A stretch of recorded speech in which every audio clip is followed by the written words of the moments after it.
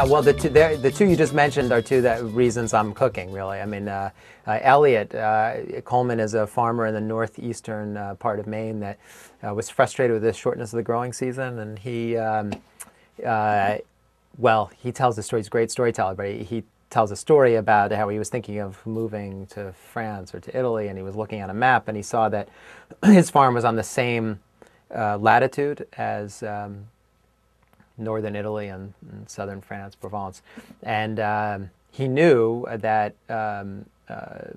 there were vegetables that were daylight determined, not temperature determinant. So if you could keep it above 32 degrees, you could grow everything that you grow in northern Italy and southern France in the middle of the winter. You could do that in Maine as long as you can control the temperature and not have it dip to 32 degrees. So he invented these really revolutionary greenhouses, those sort of hoop houses that prevented ice crystallization in the plant and got his farm going in ways that very few people have been able to do, and now he's been mimicked all around the world, really.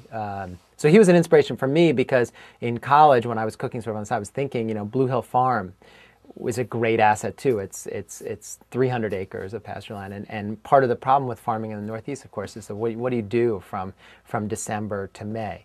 And most of these farmers have other jobs during this time, and it's a very sort of low revenue stream time. So what Elliot invented, or what Elliot took advantage of, was something that very few farmers had thought about, and he did it by making money doing it, which is the key. So he was a huge influence in me and my thinking that, ultimately, if I got good enough and could be, can make a career of cooking, Blue Hill would be an asset for supply chain. And then there's Joel Salatin, who did everything I'm just talking about really on the animal end and took advantage of this landscape in ways that other farmers hadn't by raising different species of animals in the same space. And so both of these men informed me greatly, and then ultimately Stone Barns greatly, because we've kind of mimicked each of their operations at Stone Barns, made it our own for Westchester County, but their basic philosophy is all over the place at Stone Barns.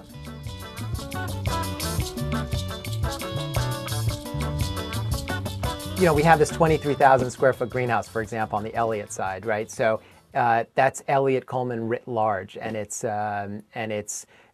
made for. It was built for.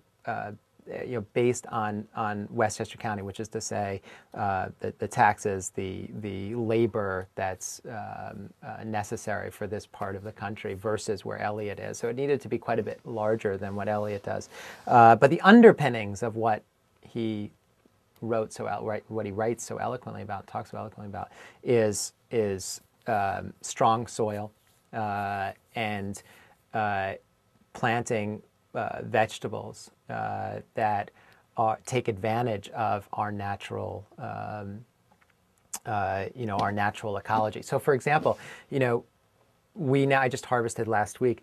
The farm just harvested carrots from both the greenhouse and the field, and they're the best carrots of the year. And so what people generally talk about the Northeast, as I was saying before, is it's dead during the winter, right? But in fact, for certain vegetables, like root vegetables, carrots and parsnips and rutabaga and celery root, if you are willing to use hoop houses or use something that can prevent the temperature from falling below 32 degrees, you can actually have vegetables that are better than any place in the country, because the starches, through the cold, through the freezing, turn to sugars with these freezes. So, we took a Brix test of this carrot. Now, this particular carrot, I went on the internet and I found a Brix test is the parts per billion of sugar in the vegetable, right? So we squeezed a little bit of carrot juice on and took a reading. And I looked on the internet and they said the highest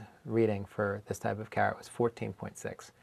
Took a dot of it and read it, and it was 15.8, literally off the charts, right? And so I was speaking to a plant scientist who happens also to be a poet, and I think he described it best, what's going on. He said that when a vegetable gets through a root vegetable, or actually other vegetables like kale and Swiss chard and Brussels sprouts.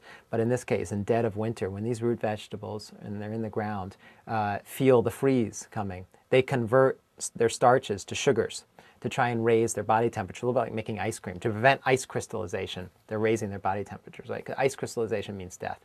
So he said, I think poetically, what you're tasting is sweetness, and what the plant is telling you is, I don't want to die. It's really interesting. So it's taking advantage. I mean, this is sort of Elliot and Joel's and any of these sustainable agriculture-minded individuals. It's taking advantage of your natural ecology to produce delicious and, by definition, healthful food that's low impact on your environment. So that's there. And then on the animal side of things, one of the great benefits of being in this New England area is grassland. So our goal, or the goal of the farmers that practice the animal husbandry at Stone Barns, is to take advantage, to keep their eye on the sunlight and have the sunlight feed the grass, and have the grass feed the animals, and the animals feed us.